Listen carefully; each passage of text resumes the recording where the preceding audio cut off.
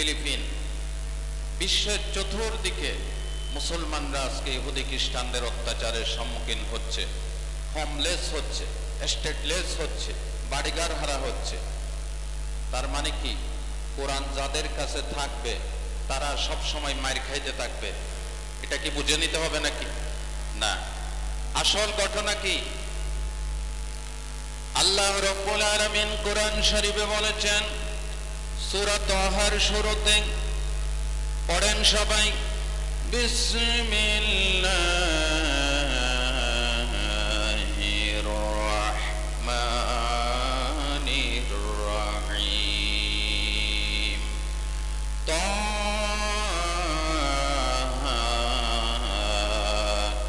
মা আনজালনা আলাইকাল কুরআনা লিতাশকা।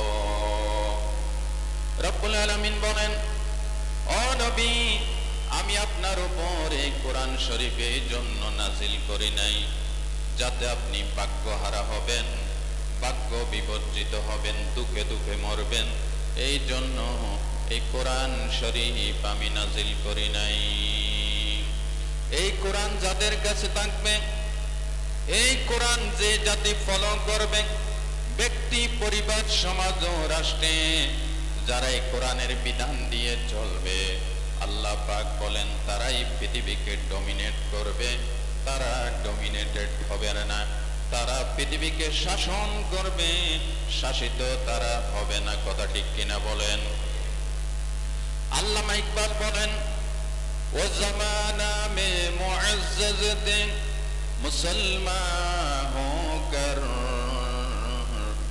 ও জামানা মে মুআজ্জাজতে মুসলমান হোকর, আর তুম খারে বনে হো তারিকে কুরআন হোকর।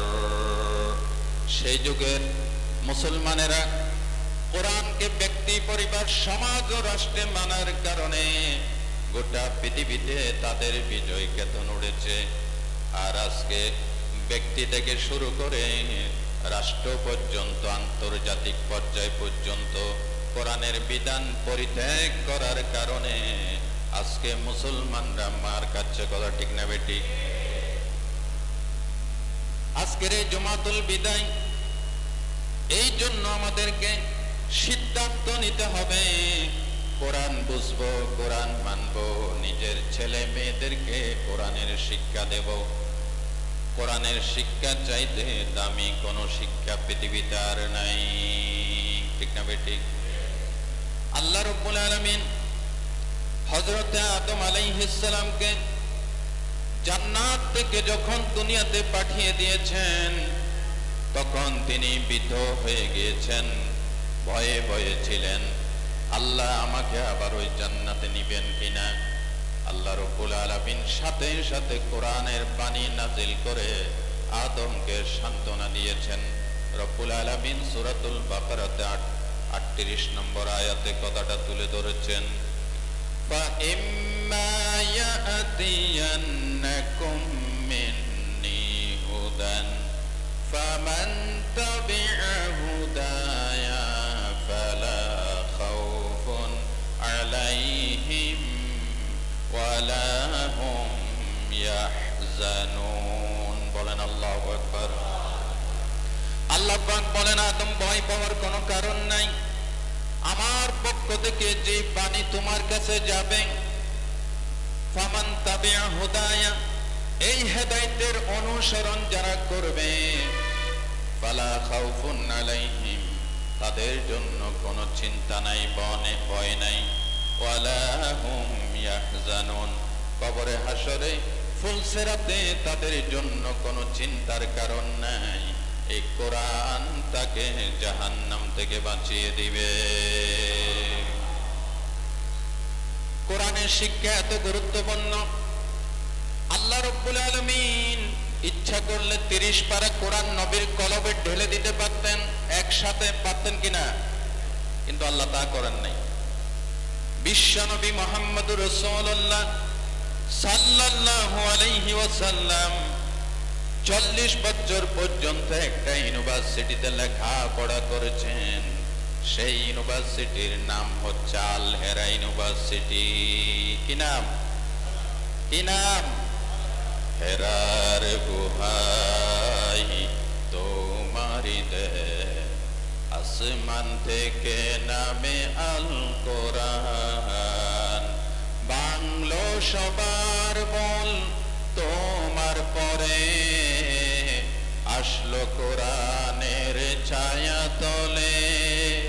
খালিদ ওমর আলী আবু বকর, ইসলামের ঝান্ডা নীল যে তুলে। আল আমিন তুমি ছিলে যে সদা, সকল মানুষেরই তরে। হে রাসূল তোমাকে বলি আমি কেমন করে, হে রাসূল তোমাকে বলি আমি কেমন করে। আলহামদুলিল্লাহ বলেন। ওই আল হেরা ইউনিভার্সিটিতে বিশ্বনবী 40 বছর লেখাপড়া করেছেন।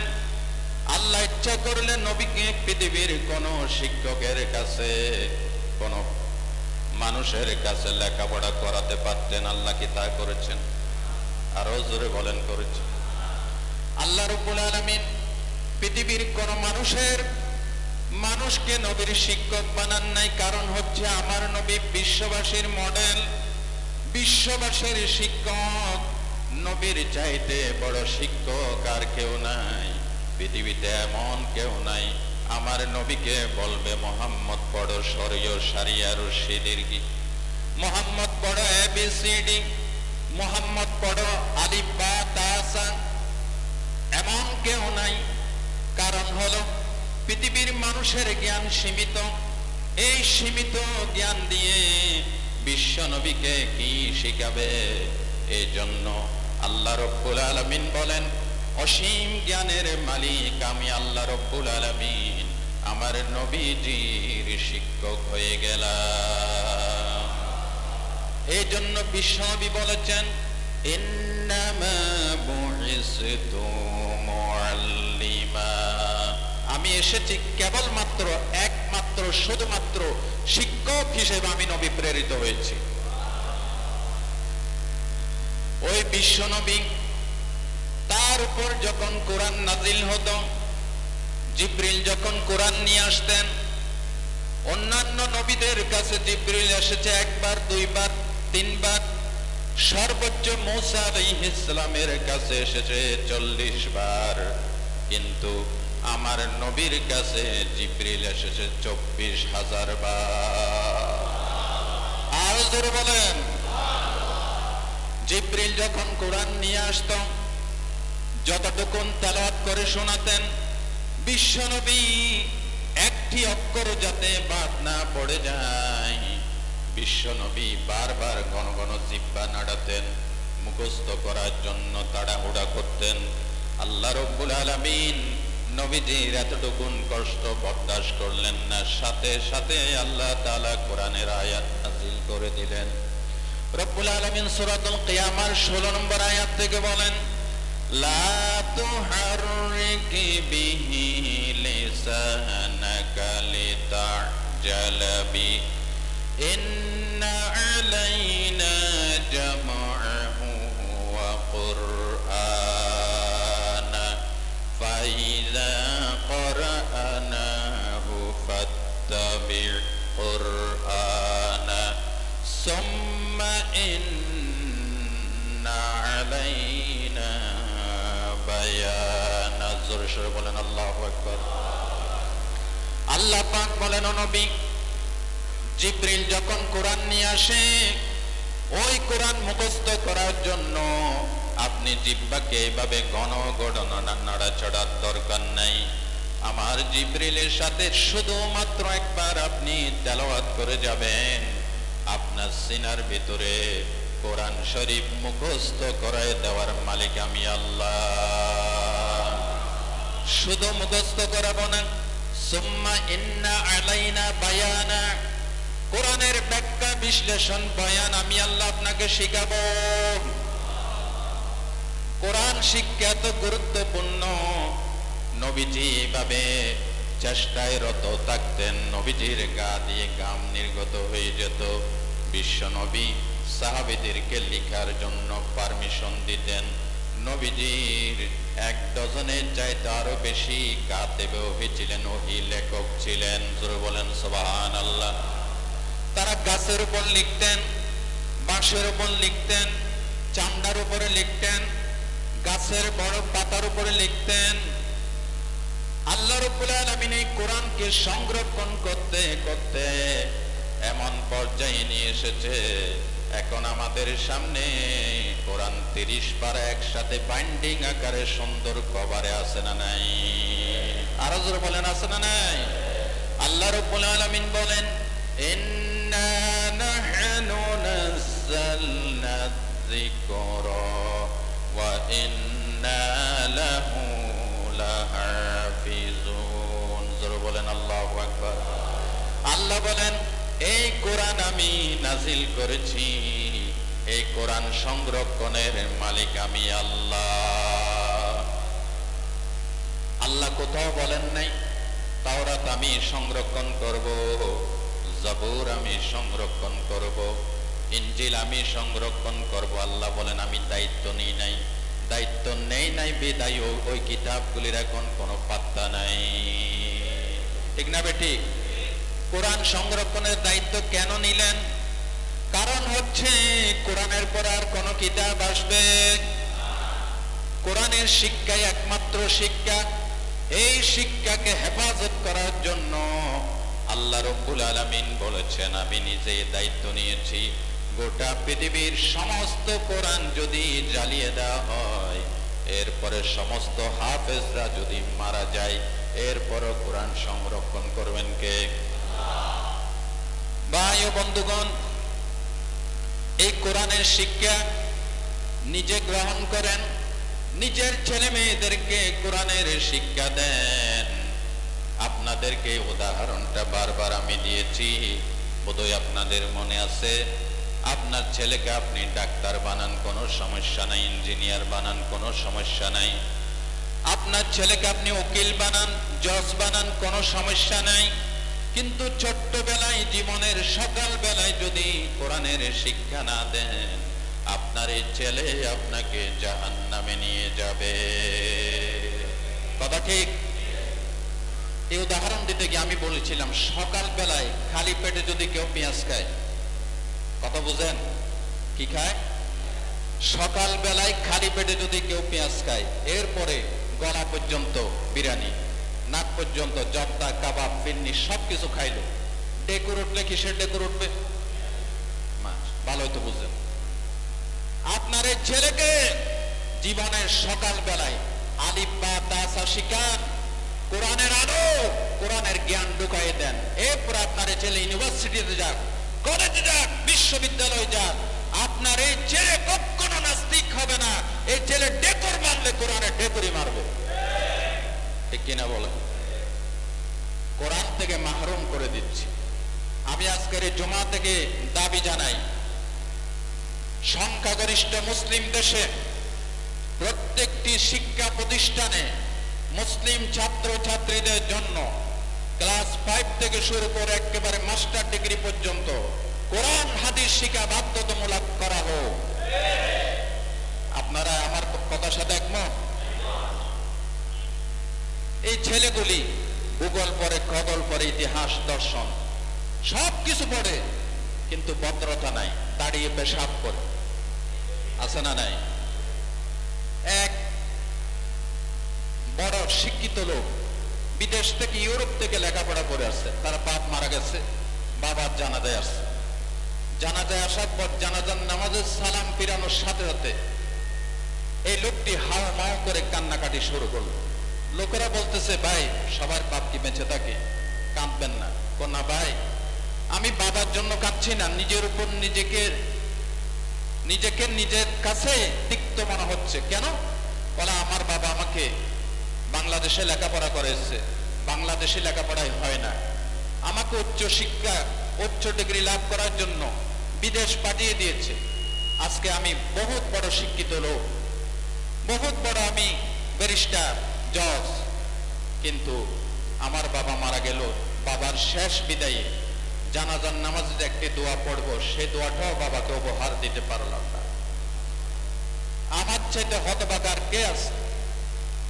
সুতরাং আপনার ছেলে আপনাকে জান্নাতে নিয়ে যাবে, আপনার ছেলের দোয়া দিয়ে আপনার কবর আযাব মাফ হয়ে যাবে যদি ছেলেকে কোরআনের শিক্ষায় শিক্ষিত করেন।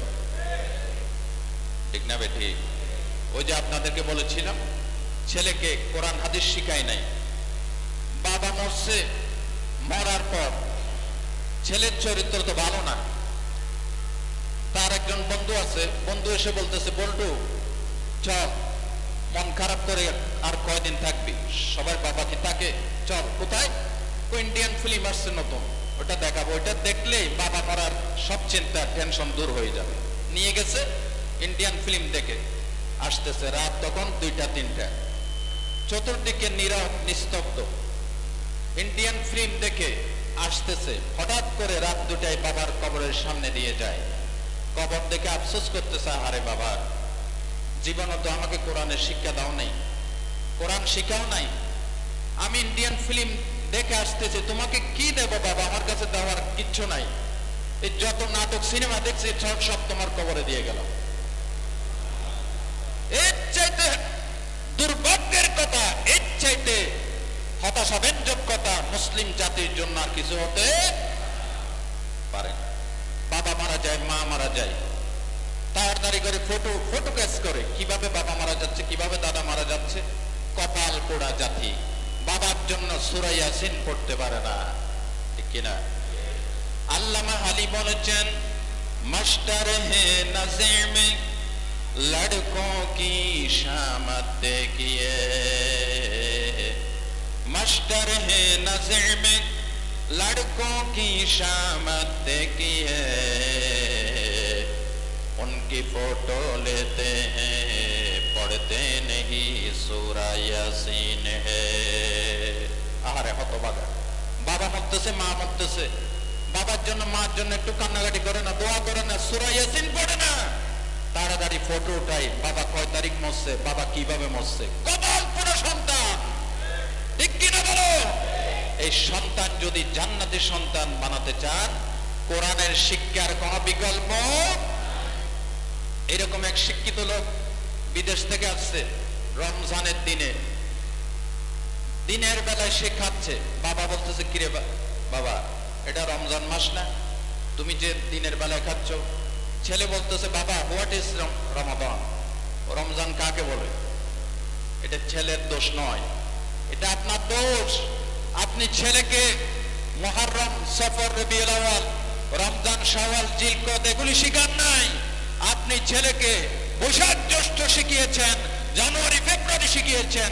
এই ছেলে প্রত্যেকে রমজানের সাথে পরিচিত হবে, কথা ঠিক কিনা বলেন? সুতরাং কোরআনের জ্ঞান ঢুকাই দেন, এই ছেলে কখনো কোরআনের বিপক্ষে কথা বলবে। এরকম যারা জীবনের সকাল বেলায় কোরআনের জ্ঞান আহরণ করেছে, এরকম বহু বড় বড় জজ, ব্যারিস্টার, ডাক্তার, প্রফেসরের সাথে আমার সুসম্পর্ক আছে, আলহামদুলিল্লাহ। কোরআন সম্পর্কে তারা অগাধ জ্ঞান রাখে, কারণ তাদের মা বাবাই জীবনের সকাল বেলায় কোরআনের আলো তাদের সিনায় ঢুকিয়ে দিয়েছে। সুতরাং মরার পর যদি কবরে শান্তিতে থাকতে চান, সন্তানকে কোরআন শিক্ষার কোন বিকল্প নাই।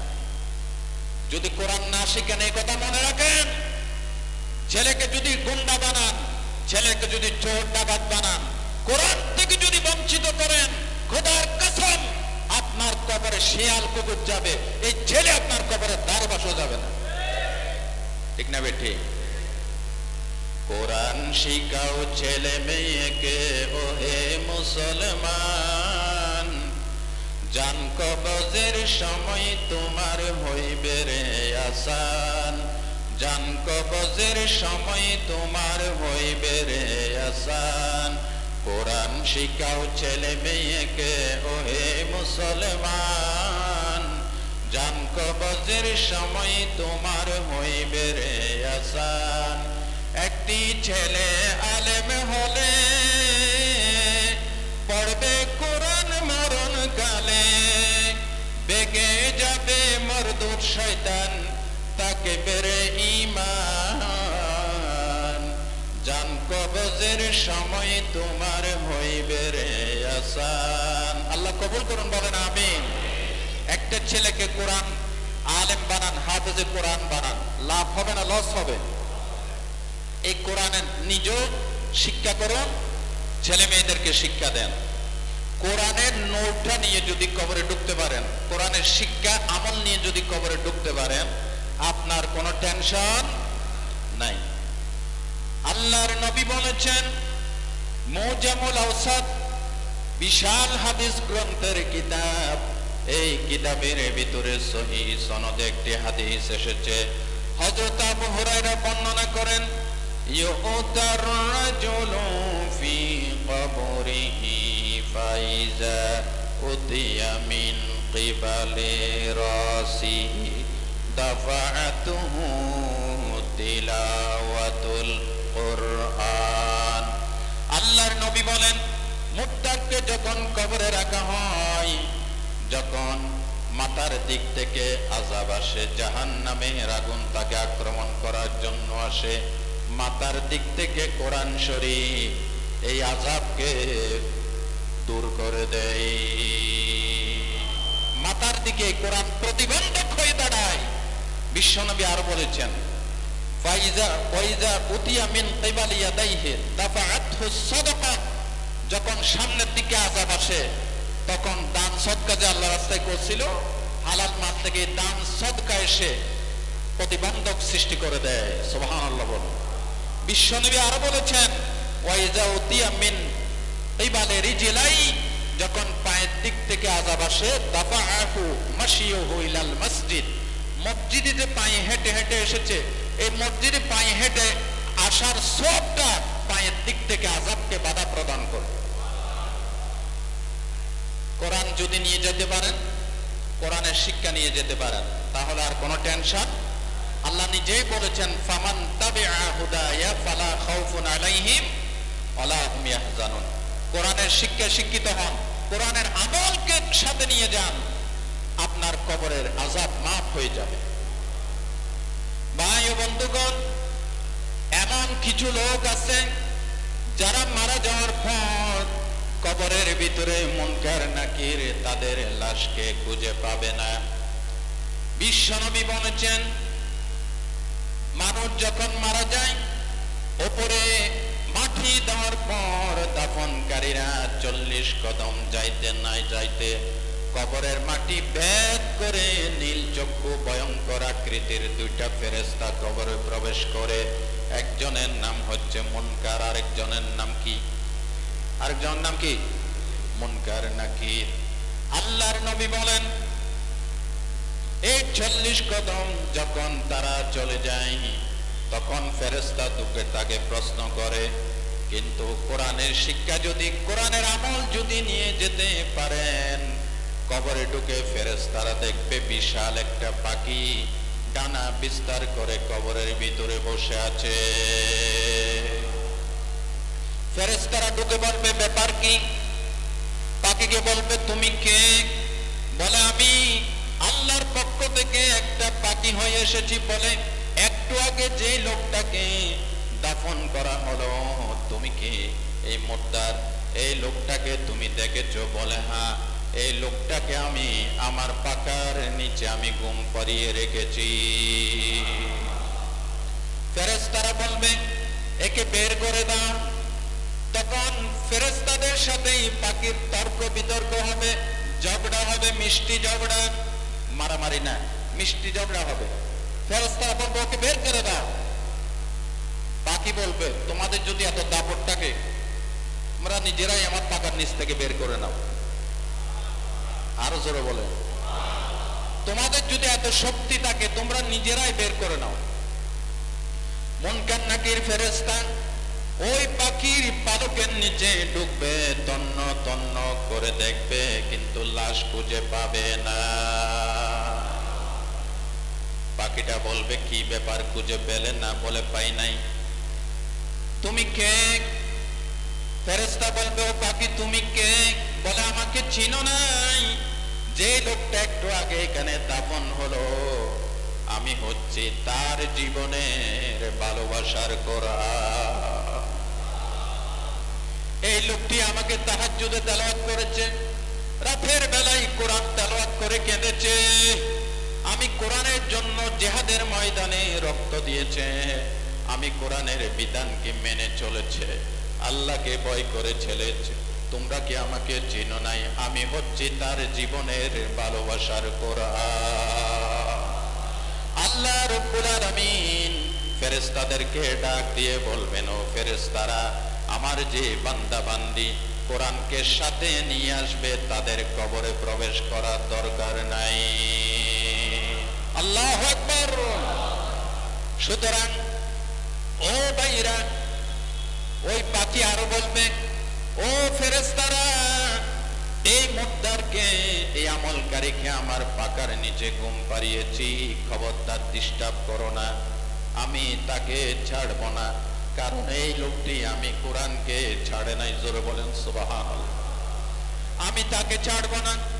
কিয়ামত হয়ে যাবে, ইসরাফিল সিংহায় ফুঁক দিবে, কিয়ামত অনুষ্ঠিত হবে, ফুলসেরাত পার করাইয়া দিয়া আমি কোরআন তাকে জান্নাতে ঢুকাইয়া এরপরে আমার দায়িত্ব শেষ হয়ে যাবে। বিশ্বনবী বলেছেন, সহিহ ইবনে হিব্বানের হাদিস, আল্লাহর নবী বলেছেন, আল কুরআনু শাফিউন ওয়া মুশাফফাউন ওয়া হামিলুন মুসাদ্দিকুন ফামান জাআলাহু আমামাহু কাদাহু ইলাল জান্নাহ ওয়া মান জাআলাহু খালফাহু সাকাহু ইলান নার। আল্লাহর নবী বলেন, কোরআন সুপারিশ করবেন, কোরআনের সুপারিশ কবুল করে নেবেন আল্লাহ। কোরআন তর্ক করবে, কোরআন আমলকারীর পক্ষে বিতর্ক করবে, আল্লাহ তাআলা তার তর্ক বিতর্ক কবুল করবেন। অতঃপর বিশ্বনবী বলেন, যে ব্যক্তি কোরআনকে সামনে রাখবে, কোরআন নিজেই নেতৃত্ব দিয়ে তাকে জান্নাতে নিয়ে যাবে। আর যে ব্যক্তি কোরআনকে পিছনে রাখবে, মুরব্বীর কথা আগে, নেতার কথা আগে, পীর সাহেবের কথা আগে, কোরআনের দার নেই, এমন মুসলমান নেই? আছে? পীর সাহেবের কথা মানে, নেতার কথা ভালো লাগে, লিডারের কথা ভালো লাগে, কোরআনের কথা ভালো লাগে না। আল্লাহর নবী বলেছেন, এই কোরআন ঠেলে নিজে তাকে জাহান্নামে পৌঁছাইয়া দিবে। জোরে বলেন নাউজুবিল্লাহ। এই জন্য বিশ্বনবী বলেন, আল কুরআনু হুজ্জাতুল লাকা আও আলাইকা, রাওয়াহু মুসলিম। কোরআন হয় তোমার পক্ষে দলিল হবে, আর না হয় তোমার বিপক্ষে দলিল হবে। আমরা কোরআনের পক্ষে চাই না বিপক্ষে চাই? পক্ষে চাই না বিপক্ষে চাই? কোরআনের পক্ষে যদি সাক্ষী চাই কিয়ামতের ময়দানে, কোরআনের পক্ষেই থাকতে হবে। কোরআন ছাড়া আমাদের কোনো উপায়। কোরআন কিয়ামতের দিন কিভাবে সুপারিশ করবে আরেকটি চমৎকার উদাহরণ দিয়েছেন বিশ্বনবী মুসলিমের হাদিসে। বিশ্বনবী বলেছেন, কিয়ামতের দিন কোরআনকে হাজির করা হবে। ইউতাল কুরআনু ইয়াউমাল কিয়ামাতি ওয়া আহলিহি আল্লাযীনা ইয়া'মালুনা বিহি। জোরে বলেন সুবহানাল্লাহ। আল্লাহর নবী বলেন, কোরআনকে এবং আমলকারীকে কিয়ামতের দিন হাজির করা হবে। অতঃপর কাআন্নাহুমা গামামাতানি আও যুল্লানি সাউদাআন, এই কোরআন হাজির হয়ে যাবে। এই সমস্ত কোরআনের নেতৃত্ব দিবে, বিশ্বনবী বলেছেন, তাকদুমুহু সূরাতুল বাকারা ওয়া সূরাতু আলে ইমরান। সমস্ত কোরআনের সামনে সামনে নেতৃত্ব দিবে সূরা বাকারা এবং সূরা আলে ইমরান। আমরা তো কোরআন পড়ি না। রাসূলুল্লাহ বলেছেন, প্রতিদিন ঘরের ভিতরে সূরা বাকারা তেলাওয়াত করো, ঘরের ভিতরে জিন ভূত প্রবেশ করবে না। রাসূলুল্লাহ বলেছেন, ইন্না লিকুল্লি শাইইন সিনামুন ওয়া সিনামুল কুরআনে সূরাতুল বাকারা। প্রত্যেক জিনিসের একটা চূড়া আছে, কোরআনের চূড়া হচ্ছে সূরা বাকারা। সূরা বাকারা তেলাওয়াত করেন, ঘরে জিনভূত আর প্রবেশ করবে না। ঘরের সব সময় নাটক সিনেমা চলে, ইন্ডিয়ান ফিল্মের গুলি চলে, স্টার জলসা জি বাংলা চলে, কিন্তু কোরআনের আওয়াজ বন্ধ হয়ে গেছে মুসলমানদের ঘর থেকে। ঠিক কিনা বলেন? কোরআন পড়ার সময় নাই। আইপিএল এর খেলা দেখার সময় আছে, বিপিএল এর খেলা দেখার সময় আছে, তারপরে স্টার জলসা জি বাংলা দেখার সময় আছে। পড়াতে পার মুসলমান, কোরআন পড়ার সময় হয় না। 12 মাসে 1 বছর কোরআন ধরেও দেখে নাই এমন মুসলমান নাই, যেরকম নাই। এই কোরআন লানত করে এই জাতির উপর। কোরআনের বাণী গুলো পড়ে রইলো মেলো, ভালো তো লাগে না কারো খোদারি বিধান, ভালো তো লাগে না কারো খোদারি বিধান। ছেড়াতে না কাপড়ে রাখো তাকে মোড়ে, দিন যাই মাস যাই দেখো না তা পড়ে। ঠিক কিনা? ছেড়াতে না কাপড়ে রাখো তাকে মোড়ে, দিন যাই মাস যাই দেখো না তা পড়ে। তাই তো ফিরিল না কারো ইমান, ভালো তো লাগে না কারো খোদারি বিধান। মাসের পর মাস, বছরের পর বছর কোরআন শরীফ তালা দিয়ে রাখছে, কোরআনের উপর 144 জারি করছে, তেলাওয়াত করে না, কোরআনের বিধান দিয়ে ব্যক্তি, পরিবার, সমাজ ও রাষ্ট্র গঠন করে না। এই জন্য যত আযাব ও গজব মুসলিম জাতির উপরে আবর্তিত হচ্ছে। কথা ঠিক না বেঠিক? কোরআন পড়ুন, কোরআন বুঝুন, কোরআন দিয়ে ব্যক্তি, পরিবার ও সমাজ ও রাষ্ট্র গঠন। বিশ্বনবী বলেছেন কিয়ামতের দিন এই কোরআন, সম্পূর্ণ কোরআন আমলকারীর মাথার উপরে 2 খণ্ড ছায়াদানকারী মেঘের মতো হাজির হয়ে যাবে। রাসূলুল্লাহ আরেকটা উদাহরণ দিয়েছেন, আও কাআন্নাহুমা হিসআন মিন তায়রিন সাফাত, অথবা 2 জাত পাখির মতো আমলকারীর জন্য হাজির হয়ে যাবে। ওয়া বাইনাহুমা শারবুন, এই 2 খণ্ড মেঘের ভিতর থেকে আলোর জলখানি মারতে থাকবে। 11 মার্কা সুবহানাল্লাহ। সহজ কথা মনে করছেন? আপনাকে জান্নাতে নেওয়ার জন্য কোরআন আপনার মাথার উপর হাজির হয়ে যাবে। আরো জোরে বলেন। 2 খণ্ড মেঘের মতো অথবা 2 জাত পাখির মতো, সারিবদ্ধ পাখির মতো হাজির হবে।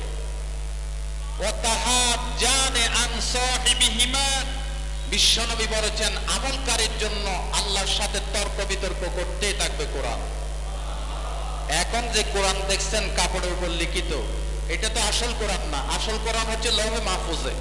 আসল কোরআন কোথায়? এটা হচ্ছে ওইটার নকশা, ওইটার নমুনা আল্লাহ পাঠিয়েছেন। আসল যে কোরআন, যেটা কোনোদিন কেউ নষ্ট করতে পারবে না, সেটা কার কাছে হেফাজত আছে? বাল হুয়া কুরআনুম মাজিদুন ফি লাওহিম মাহফুজ, লৌহে মাহফুজ আল্লাহ সংরক্ষণ করেছে। ওই কাগজের লিখিত এই কোরআন কিয়ামতের দিন কথা বলবে মানুষের মতো। ভালো করে বলেন সুবহানাল্লাহ। রাসূলুল্লাহ বলছেন আমলকারীর পক্ষে এমন ভাবে আল্লাহর সাথে তর্ক বিতর্ক করবে, শেষ পর্যন্ত ওই ব্যক্তিকে জান্নাতে নিয়েই কোরআন ক্ষান্ত হবে। তাহলে কোরআনের শিক্ষার দরকার আছে না নাই? আরো জোরে বলেন, আছে না নাই? ভাই ও বন্ধুগণ, এই জন্য কোরআন পড়ুন। বিশ্বনবী বলেছেন আল মাহিরু বিল কুরআনি মা'আস সাফারাতিল কিরামিল বারারা, কোরআন তেলাওয়াতকারী, কোরআন আমলকারী যে ব্যক্তি কোরআনের দক্ষতা লাভ করেছে, কোরআনের জ্ঞান লাভ করেছে, আমার নবীজি বলেছেন কিয়ামতের দিন ওই ব্যক্তি আল্লাহর সম্মানিত লেখক ফেরেশতাদের সাথে অবস্থান করবে। ওয়াল্লাযী ইয়াকরাউল কুরআনা ওয়া ইয়াতাতা'তাউ ফীহি ওয়া হুয়া আলাইহি শাক্কুন লাহু আজরান। জোরে বলেন সুবহানাল্লাহ। বিশ্বনবী বলেন, আর যে ব্যক্তি আটকিয়ে আটকিয়ে কোরআন পড়ে, জিহ্বায় সমস্যা আছে, এমন লোক আছে না নাই? তারপরও চেষ্টা করে, জিহ্বায় আটকে যায়, তারপরও চেষ্টা করে, ওয়া হুয়া আলাইহি শাক্কুন, নবী বলছেন তারপর কোরআন পড়া কষ্টকর, তারপরও চেষ্টা করে, নবী বলেন লাহু আজরান, তার জন্য দুইটা সওয়াব, ডাবল সওয়াব তার জন্য। তাহলে কি বুঝাইলাম? জবান পরিষ্কার আছে তারপরও কোরআন শিখেন না, জবানে তুতলামি থাকলে তারপরও কোরআন শিখার চেষ্টা করতে হবে। বিশ্বনবী বিদায় হজের ভাষণে দায়িত্বহীন কণ্ঠে আমার নবী সোয়া লক্ষ সাহাবীর সামনে বলেছিলেন, তারাকতু ফীকুম আমরাইন লাম তাদিল্লু মা তামাসসাকতুম বিহিমা কিতাবাল্লাহি ওয়া সুন্নাত রাসূলিহি। ও আমার সাহাবীরা, আমার এই ভাষণ তোমাদের অদূর ভবিষ্যতে, তোমাদের পরে যারা আসবে সবার কানে কানে পৌঁছাই দিবা। আমি বলে যাচ্ছি তোমাদের কাছে, আমি দুটি জিনিস রেখে যাচ্ছি, একটি হচ্ছে কোরআন, আল্লাহর কিতাব, আরেকটি হচ্ছে আমার সুন্নাহ, আমার লাইফ স্টাইল। যে ব্যক্তি এই দুইটাকে মাটির দাঁত দিয়ে কামড়িয়ে ধরবে, লান তাদিল্লু মা তামাসসাকতুম বিহিমা, পৃথিবীর কোন বড় শক্তি, কোন ইহুদি খ্রিস্টান তাদেরকে গোমরাহ করতে পারবে। রাসূলুল্লাহ বলেছেন কোরআন এবং হাদিসকে মাটির দাঁত দিয়ে কামড়াই ধরতে। তার মানে বুঝাইছেন শক্তভাবে কোরআনের শিক্ষা গ্রহণ করো, ঠিক না বেঠিক? দুর্ভাগ্যজনক হলে এই কথা সত্য, রাসূলুল্লাহ যে কোরআনকে হাদিসকে মাটির দাঁত দিয়ে কামড়াইতে বলছে, শক্ত করে ধরতে বলছে, সেই কোরআনকে আমরা হালকা ভাবে ধরি নাই, ঠিক না? কথা ঠিক? তাহলে আমাদের রহমত পাবো কেমনে আল্লাহর কাছ থেকে? কোরআন হচ্ছে বরকতের কিতাব, আল্লাহর পক্ষ থেকে বরকত পাইতে চাইলে কোরআনের শিক্ষা লাগবে কিনা? আল্লাহ রাব্বুল আলামিন সূরা আনামে বলেছেন, ওয়া হাযা কিতাবুন আনজালনাহু মুবারাকুন ফাত্তাবিউহু ওয়াত্তাকু লাআল্লাকুম তুরহামুন। আল্লাহ তাআলা বলেন, এই একটি কিতাব আমি নাজিল করেছি, বরকতময় কিতাব, ফাত্তাবিউহু, এই বরকতের অনুসরণ করো, এই কোরআনকে তোমরা অনুসরণ করো, তাহলে আল্লাহর পক্ষ থেকে তোমরা রহমত পেয়ে যাবে। কোরআন বরকতের কিতাব, ব্যক্তিতে মানলে ব্যক্তি জীবনে বরকত, সমাজে মানলে সমাজে বরকত, কথা ঠিক না বেটি? কোরআন না থাকার কারণে এখন কেমন বরকত হচ্ছে? বরকত হচ্ছে না? চুরি আছে না নাই? ডাকাতি আছে না নাই? জুলুম আছে না নাই? হিংসা আছে না নাই? শোষণ আছে না নাই? এগুলি বরকত নাকি গজব? আরো জোরে বলেন, গজব। রাসূলুল্লাহ বলছেন কোরআনের বিধান মানলে কোরআন বরকত নিয়ে এসেছে, সমাজে বরকত হবে, রাষ্ট্রে বরকত হবে, ব্যক্তি পরিবার সমাজ ও রাষ্ট্রে বরকত দিয়ে আল্লাহ পাক ভরপুর করে দিবেন।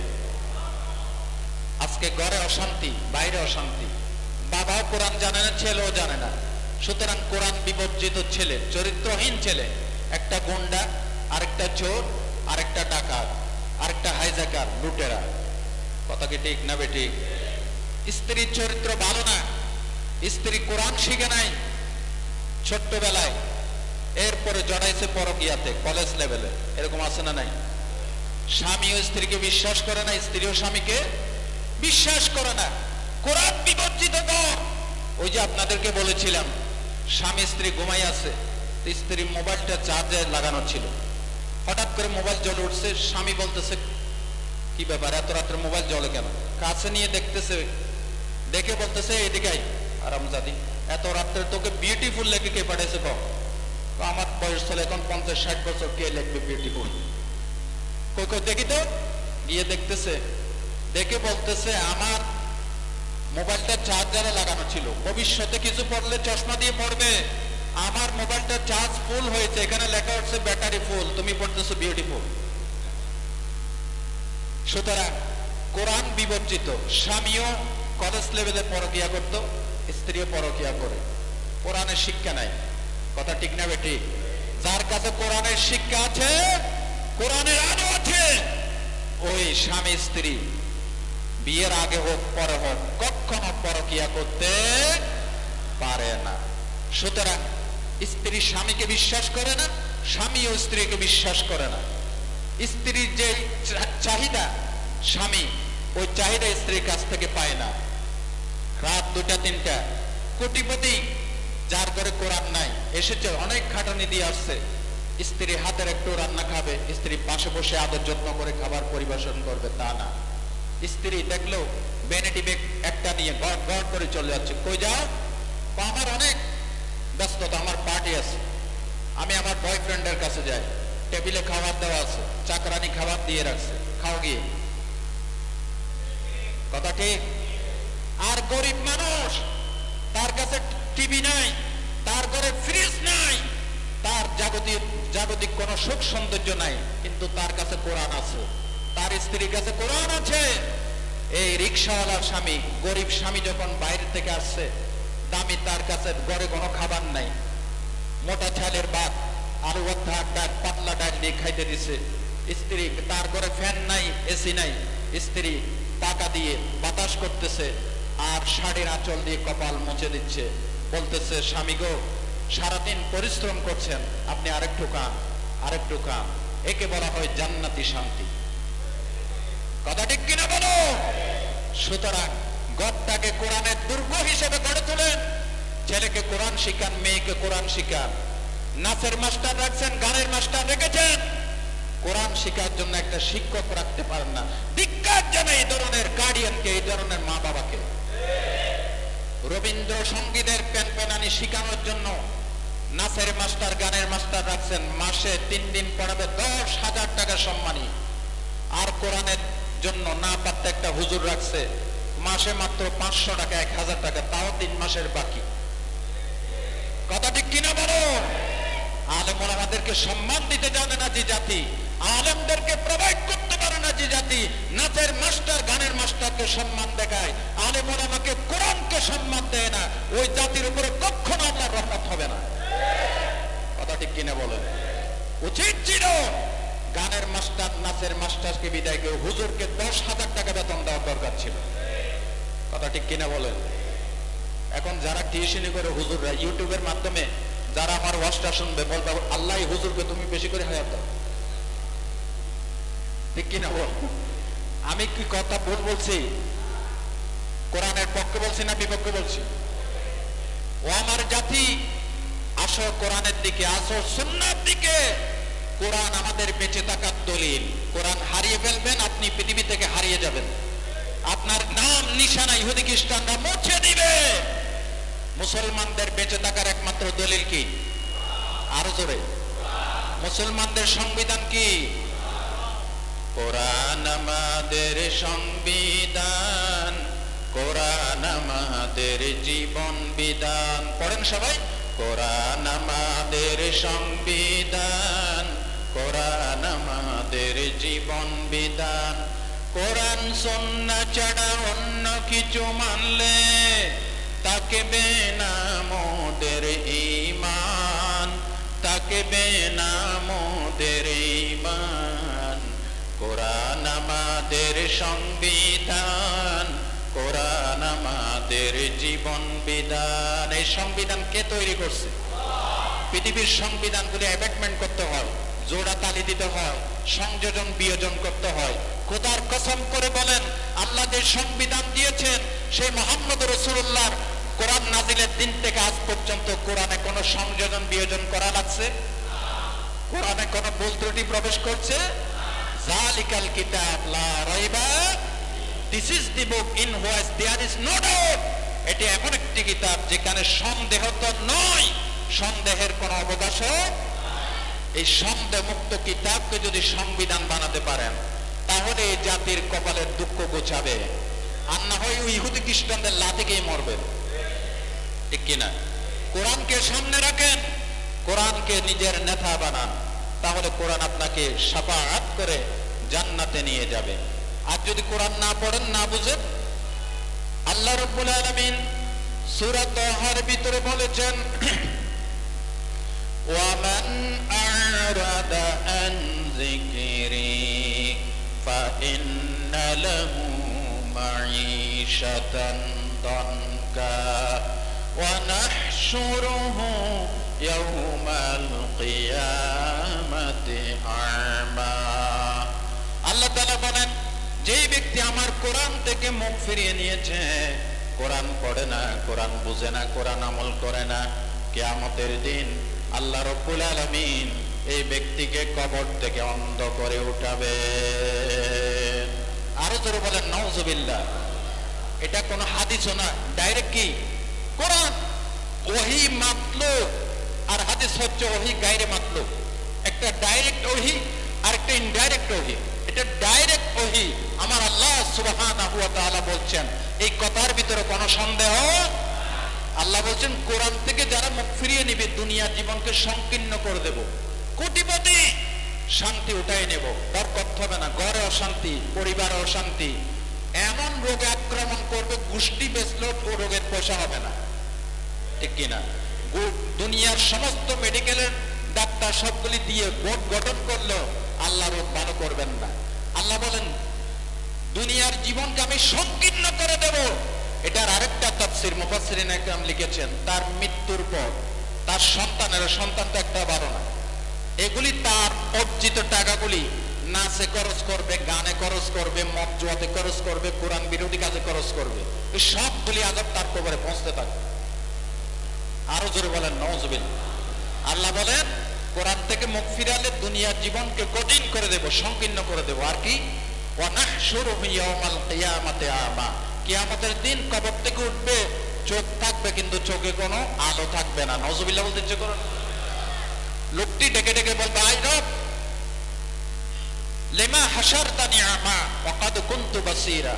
আল্লাহ, দুনিয়াতে তো আমার চোখ ছিল, আজকে কেন অন্ধ হইলাম? আল্লাহ তাআলা বলবেন, সূরা তাহা পড়েন, আল্লাহ তাআলা বলবেন, ক্বালা কাযালিকা আতাতকা আয়াতুনা ফানাসিতাহা ওয়া কাযালিকাল ইয়াওমা তুনসা। আমার বান্দা, দুনিয়াতে আমার কোরআন নবীর মাধ্যমে পাঠিয়েছিলাম, প্রেমিকার চিঠি পড়েছো, বিদেশ থেকে স্বামীর চিঠি পড়েছো, বন্ধুর চিঠি পড়েছো, 6066টা চিঠি লিখে বিশ্ব নবীর মাধ্যমে তোমাদের জন্য পাঠিয়েছিলাম। জিন্দেগিতে কোনোদিন একবার পড়ে দেখো নাই। আমার কোরআন থেকে যেমন মুখ ফিরেছো, তোমার যে চক্ষু ছিল এই কথা আমি আল্লাহ আজকে ভুলে গেলাম। আরো জোরে বলেন। তাহলে এই কথার ভিতরে কোনো ভুল নাই। কোরআন ছাড়বেন, কোরআন বুঝবেন না, কোরআনের সাথে গাদ্দারি করবেন, কবর থেকে অন্ধ হয়ে উঠবেন। কবর থেকে কি হয়ে উঠবেন? সূরাতুজ যুখরুফে আরো কঠিন কথা বলেছেন, 36 থেকে 37 নম্বর আয়াত। ওয়ামান ইয়াশু আন যিকরির রহমান নুকাইয়িদ লাহু শাইতানান ফাহুয়া লাহু করিন। যে ব্যক্তি রহমানের স্মরণ থেকে, কোরআন থেকে মুখ ফিরাবে, আল্লাহ তার জন্য একটা জিন শয়তান তার জন্য মুআল্লাক করে দিবে, তার উপর আল্লাহ তাআলা আবর্তিত করে দিবে। এই জিন শয়তান সবসময় তাকে সত্য রাস্তা থেকে কুপরামর্শ দিয়ে জাহান্নামের রাস্তা ক্লিয়ার করবে। এমনকি মুফাসসিরিন একরাম লিখেন, তার ইন্তেকালের পরও এই করিন, এই দুষ্ট জিন শয়তান তার থেকে বিচ্ছিন্ন হয় না। এই জিন শয়তানকে নিয়ে এই কোরআন বিমুখ বান্দা সে জাহান্নামে প্রবেশ করবে। ভাই, এই দুনিয়ার জীবন কি শেষ, নাকি আমাদের আরেকটি জীবন আছে? মরতে হবে কিনা? তাহলে কোরআন লাগবে কিনা? যে কোনো মুহূর্তে আমরা দুনিয়ার এই লাইফের সমাপ্তি ঘটতে পারে। মনে করবেন না যে দুনিয়ায় সব। আল্লামা ইকবাল কত সুন্দর করে চমৎকার বলেছেন। আল্লামা ইকবাল বলেছেন, মौत को समझा है गाफिल इख्तितामे जिंदगी, मौत को समझा है गाफिल इख्तितामे जिंदगी, आह ये शाम जिंदगी वो सुबह दवामे जिंदगी। আল্লামা ইকবাল বলেন, তোমার মৃত্যু হয়েছে, মনে করো না তোমার লাইফের সমাপ্তি হয়েছে। না, এতদিন দুনিয়াতে যে 50 বছর, 60 বছর, 100 বছর হায়াত কাটিয়ে এসেছো, এটা হচ্ছে জীবনের সন্ধ্যাবেলা। আর কবর থেকে যে লাইফ শুরু হচ্ছে, এটা জীবনের সকালবেলা, এটা শেষ হবে না। জোরে বলেন আল্লাহু আকবার। ওই অনন্ত অসীম জীবনে যদি সেই চিরন্ত সুখের নিবাস জান্নাত লাভ করতে চায়, এই জান্নাতে ফিরে নেওয়ার জন্য আল্লাহ পাক একটি গাইড বুক আমাদেরকে দিয়েছেন, সেটার নাম আরো জোরে বলেন আল কোরআন। এজন্য আল্লাহ বলেছেন ওয়াতাসিমু বিহাবলিল্লাহি জামিআন ওয়া লা তাফাররাকু। ও বান্দা, তোমাদের বাবার বাড়ি কিন্তু জান্নাত। আমাদের বাবার বাড়ি কোথায়? সূরা ফাতিহা তাফসীর করতে গিয়ে এই সাবজেক্টে আমি বিস্তারিত কথা বলেছিলাম। আলহামদুলিল্লাহ 10 বছর আগে কি ওয়াজ করছি সেটা এখন আমার মনে আছে। ওই হেডিং লেখা আছে আমাদের পৈতৃক ভিটা জান্নাত। এই হেডিং থেকে ইউটিউব থেকে ওয়াজটা শুনে নেবেন, কাজ দিবে। বলেন ইনশাআল্লাহ। আমাদের পৈতৃক ভিটা কোথায়? জান্নাত। আমাদের কর্মদোষে আমরা আমাদের পৈতৃক ভিটা হারাইয়া যাইতে হবে কোথায়? আমাদের বাবা আদমকে সৃষ্টি করে সর্বপ্রথম আল্লাহ জাহান্নামে রাখছিলেন নাকি জান্নাতে? জান্নাতে। সুতরাং আমাদের পৈতৃক ভিটা কোথায়? জান্নাতে। ওই পৈতৃক ভিটায় ফিরে নেওয়ার জন্য আল্লাহ একটা দলিল দিয়েছে। দলিল ছাড়া কিন্তু জায়গা দখলে আনা যায় না। যায়? এখানে চট্টগ্রাম শহর, ঢাকা শহরে অনেক জায়গার মালিক আছে, দলিল নাই, দলিলের অভাব, এই জন্য জায়গা দখলে আনতে পারে না। তদ্রুপ জান্নাত আমাদের জায়গা, জান্নাত আমাদের পৈতৃক ভিটা। আল্লাহ দলিল একটা পাঠিয়ে দিয়েছেন ওয়াতাসিমু বিহাবলিল্লাহি জামিআ। আল্লাহ বলেছেন আমার পক্ষ থেকে জান্নাত থেকে একটা রশি নামাই দিয়েছি। হাবলুল্লাহ, মুফাসসিরিন ইকরাম লিখেছেন হাবলুল্লাহ মানে আল্লাহর কোরআন। এই হাবলুল্লাহকে দল মত নির্বিশেষে সবাই রশিকে মজবুত করে ধরো। রশির এক মাথায় তোমরা তোমাদের অনুসরণ দিয়ে, মহব্বত দিয়ে, তেলাওয়াত দিয়ে কোরআনকে ধরো। রশির অপর মাথায় আল্লাহ সুবহানাহু ওয়া তাআলা আস্তে আস্তে টান দিবেন। রশির ওই মাথায় যিনি আছেন তার হাত কি শিথিল হাত? হাত ফসকে যাবে, হাত থেকে ছুটে দড়ি ছিঁড়ে যাবে। কোরআন কি পেঁচা পাটে দড়ি? জোরে বলেন। সত্য হচ্ছে আপনি মজবুত ভাবে ধরতে হবে। কোরআনকে ধরছেন, আল্লাহ বলেন রশির অপর প্রান্ত থেকে আমি এক টান দেব, তোমরা দুনিয়া থেকে জান্নাতুল ফেরদৌসে গিয়ে পৌঁছবা। সুতরাং এই জীবন নামক গাড়িকে, তোমার লাইফ স্টাইলকে কোরআন এবং হাদিস নামক দুইটা পাটির উপর, দুইটা লাইনের উপর চালাও, তোমার এই গাড়ি দুনিয়া থেকে ছাড়বে। এর লাস্ট ডেস্টিনেশন, লাস্ট গন্তব্য, লাস্ট ঠিকানা হচ্ছে জান্নাতুল ফেরদৌস। ও ভাইরা, যুবক বন্ধুগণ, কোরআন পড়ো, কোরআন পড়ো। গতকাল এই হাদিসটা আমি শোনাইছিলাম, আবারও শোনাই। বিশ্বনবী বলেছেন ক্বালা রাসূলুল্লাহ সাল্লাল্লাহু আলাইহি ওয়াসাল্লাম মান ক্বারা ফি লাইলাতিন বিমিয়াতি আয়াতিন কুতিবা লাহু মিনাল কানিতিন। দেখি কত জোরে সুবহানাল্লাহ কইতে পারেন। আরে কথাটা শেষ হোক আগে। রাসূলুল্লাহ বলেছেন যে ব্যক্তি রাত্রে বেলায় 100টা আয়াত তেলাওয়াত করবে কোরআনের, কিসের? কোরআন থেকে মাত্র 100টা আয়াত তেলাওয়াত করবে, কুতিবা লাহু মিনাল কানিতিন, আল্লাহর খাস ইবাদত গুজার বান্দাদের নামের ভিতরে আল্লাহ তার নামটা ঢুকাই দিবে। আরেকটি হাদিস এসেছে তাবরানী শরীফে, ক্বালা রাসূলুল্লাহ সাল্লাল্লাহু আলাইহি ওয়াসাল্লাম মান ক্বারা 10 আয়াতিন ফি লাইলাতিন কুতিবা লাহু কিনতারুন ওয়াল কিনতারু খায়রুম মিনাদ দুনিয়া ওয়া মা ফিহা। রাসূলুল্লাহ বলেন যে ব্যক্তি রাতের বেলায় মাত্র আল্লাহর কিতাব থেকে 10টা আয়াত পড়ছে, কয়টা? 10টা আয়াত পড়ছে, বুঝেছে? রাসূলুল্লাহ বলেন আল্লাহ তাকে কিনতার পরিমাণ সওয়াব দিবেন। এখন কিনতার কি? রাসূলুল্লাহ বলেন ওয়াল কিনতারু খায়রুম মিনাদ দুনিয়া ওয়া মা ফিহা, আসমান এবং জমিনে যা কিছু আছে কিনতার এর চাইতেও শ্রেষ্ঠ। আল্লাহু আকবার। দুনিয়ার টাকা পয়সা, হীরা মানিক্য, ক্ষমতা, ইন্ডাস্ট্রি যা আছে এই সবগুলির চাইতে 10টা আয়াত আল্লাহ এর চাইতে বেশি পরিমাণ আমাকে দান করবেন। তাহলে কোরআন পড়বেন কিনা? আজ থেকে শপথ নেন। ও যুবক ভাইরা, যারা কোরআন পড়তে জানো না, যারা কোরআন পড়তে জানো না, একজন টিচারের কাছে, হুজুরের কাছে গিয়ে যে হুজুর আমি কোরআনটা শিখবো। আলহামদুলিল্লাহ আমি এরকম কয়েকটা ছেলেকে কোরআন শিখাইয়া আমি নিজে শিখাইছি, সময় দিয়েছি আমি, এবং বর্তমানে একজন আমার কাছে শিখতেছে, আমি নাম নেব না। কোরআন শিখে আলহামদুলিল্লাহ এখন অর্থ সহকারে কোরআন পড়ে, কোরআন অনুযায়ী আমল করে। অথচ কোরআন শিখানোর আগে সে ইয়ারফোন লাগায় গান শুনতো। এরকম ছেলেও আছে। আমার হাতের উপরে কোরআনের বহু সৈনিক আমার হাতের উপরে আমি তৈরি করেছি। সুতরাং আমরা সকলে কোরআনের সৈনিক হতে চাই কিনা, কোরআনের মুজাহিদ হইতে চাই কিনা? কোরআন যদি কলবে ঢুকে যায় একবার, সেই ব্যক্তি আল্লাহর জন্য জীবন দিতেও দ্বিধাবোধ করবে না। জীবন দিয়েছেন কে? এই জীবন কাকে দিয়ে দেব? জীবনের মালিক তুমি প্রভু, তোমার কাছে তাই সপেছে জীবন, দিনের পথে কবুল করে দাও তুমি আমায় শহীদি মরণ। জোরে বলেন আমিন। আল্লাহ আমাদের সকলকে কোরআন সুন্নাহ মোতাবেক জীবন গড়ার তৌফিক দান করেন। আজকে যে কথাগুলি বললাম, আল্লাহ আমাকে আপনাদের সকলকে আমল করার তৌফিক দান করেন। সম্মানিত ভাইরা, চাঁদ দেখার সাপেক্ষে ইনশাআল্লাহ, একবার বলেন ইনশাআল্লাহ, চাঁদ দেখার সাপেক্ষে আগামী মঙ্গলবার অথবা এর আগের দিন সোমবার পবিত্র ঈদ উল ফিতর অনুষ্ঠিত হবে। অর্থাৎ রোজা যদি 29-এ হয় সোমবার ঈদ হবে, আর যদি রোজা 30-এ হয় মঙ্গলবার। ইনশাআল্লাহ আমাদের অত্র মসজিদে এবারে